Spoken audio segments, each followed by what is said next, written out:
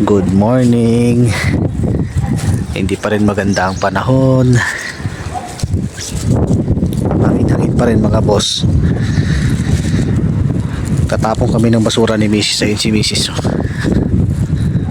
Tapos bibili kami ng SIM card kasi na-PUK yung SIM card ko. So bibili kami dito sa may tindahan na alam ni Mrs. Napakalamig. Balot na balot ako mga boss. Sobra. Pasok na naman tayo mga bossing. Outfit ko. Nabalot ako, naka-jacket na ako. Nakatuli pa ako nito. Kasi malamig. May araw siya pero malamig yung hangin nga. Ewan ko kung hanggang kailan to. Update dun sa SIM card na pagbili namin, hindi kami nakabili. Si Mrs. na lang yung bibili sa city kasi day off naman niya ngayon. So pumunta siya ng city para kunin yung kanyang TRC o residence card. Sana makuha na niya. Uwi din naman din yung kagad para makapagpahinga. Papunta na naman tayo dun sa Asian restaurant mga boss. Grabe, maulan pa rin talaga dito. So, good luck na naman sa amin. Sigurado magsisiksikan na naman yung mga guests namin sa loob. Kasi hindi lang ulan at hangin din ang kalaban dun sa kalabas. Mga karne, mga huhugas, pupunasan ko mamaya. Wala pa yung mga tropa natin. Matilim pa yung area.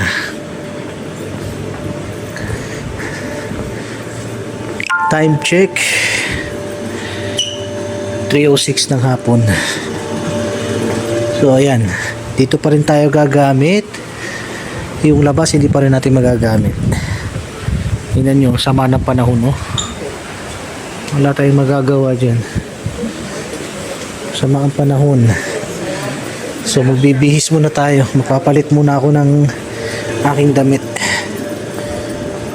Punta tayo dito sa aming kwarto. May ilaw na pala dito. Okay.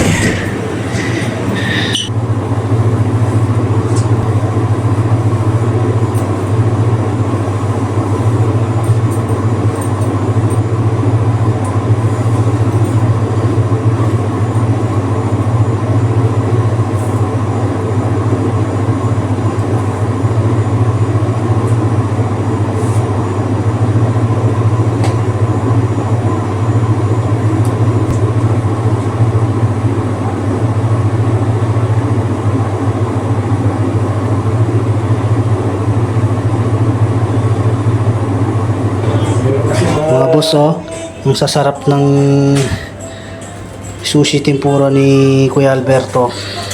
Roberto. Ito pa, yung gawa na niya. Ayan, Akala nyo madali lang pero mahirap po yan. Lalo pagka marami na siyang order. Siya lang mag-isa dito. Wala pa siyang katulong. Minsan ginagahol na rin siya. Busy na rin. Pero tingnan nyo yun naman. Fresh na fresh po lahat ng gawa niya. Nag-iisa lang yan dito sa kanyang pwesto.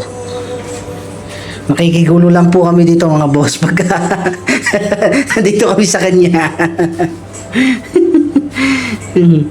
Ayan, si Kuya Roberto. At ito ang kanyang gawang mga sushi. Yan lang po muna ginagawa niya una, pero mamaya magro-roll pa yan pagka marami na siyang order kasi kukulangin pa yan. Tapos na naman namin yung pagsisetup mga bossing. Kaya nagwe-wait na lang kami ngayon. Yan. Tapos kumuha na rin ako ng yelo. Ito. Yelo yan. Para dito. Lalagay namin dyan isa-isa. Kasi maglalagay kami ng mga wine mamaya dyan. Tsaka tubig para lumamig. Tsaka dito. para naman sa mga soft drinks. Ayan, lalagyan ko rin yan. Para dito, kailangan namin lagyan ng yelo. Yan, sa ngayon nag-aantay muna kami ng oras.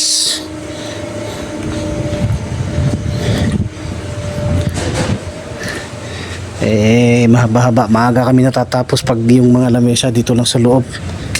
Pero pag dun sa labas, medyo saktuhan yung oras natin. Kasi madami-daming lamesa, madami-daming ipiprepare. Pero pag dito lang sa loob, saglitan lang. Isang oras at kalahati lang. Time check mga boss, mag-alas 10 na. Kaya pinapunta na ako dito sa likod ng kusina. Yan sila oh. Pero may mga tao pa sa labas. At ako naman, kailangan ko linisan to, pati yung mga baso na nandun. Nakikita nyo. Yan. Kailangan ko linisan yan.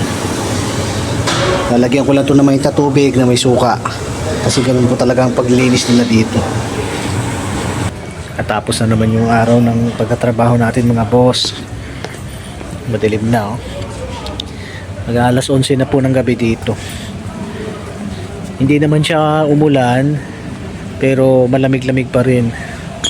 So hope so gumanda-ganda na yung panahon bukas.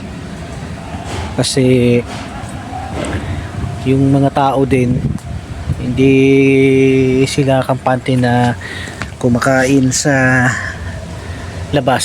Gusto talaga nila sa pinakaloob. Maliit lang yung pwesto namin dun sa loob, kaya wala rin kami space. Pero sa awa naman ng Diyos, nahahandle naman namin. Kasi pagka may mga natatapos ng kumain, binibilisan namin ng paglilinis para ma-accommodate namin yung iba. Kaya hanggang dito na lang muna uli mga boss. Maraming salamat po sa panonood. Kalinista.